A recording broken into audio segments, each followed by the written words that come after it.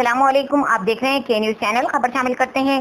جھنگ سے ہمارے نمائندہ خصوصی عرفان خان کی رپورٹ کے مطابق پورے ملک میں بھوک اور تنگدستی کی وجہ سے لوگوں نے اس طرح کاروبار کھولنا شروع کر دیا۔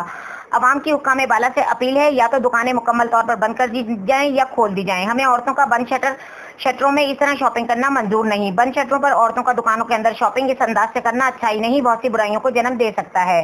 اس طرح ضرورت کی اشیاء لے کوئی اچھی بات نہیں۔ ڈی پی او اور ڈی سی او جھنگ نوٹس لیں پہلے، کیا ہم پر کم عذاب ہیں؟ کیا یہ بات ٹھیک ہے؟ ہماری عورتیں اندر اور باہر سے شٹر ڈاؤن کیا جا رہا ہے، یہ کیسا لاک ڈاؤن ہے؟ چھوٹے درجے کے کاروبار کرنے والے دکانداروں کی میڈیا سے گفتگو۔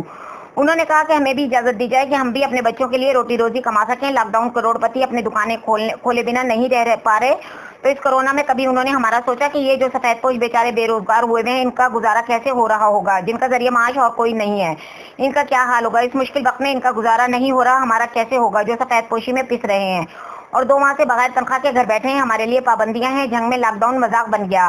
ریل بازار، شہید روڈ کے بعد اسماعیل مارکیٹ میں بھی لاک ڈاؤن کے خلاف ورزی کی جا رہی ہے۔ ایک طرف مسجد پر سختی تو دوسری طرف بازاروں میں دکانیں کھلی، رش کی انتہا۔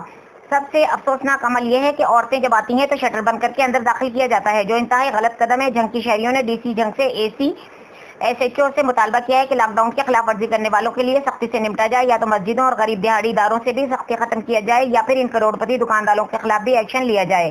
ایک طرف یہ خلاف ورزی اور دوسری طرف من مرضی۔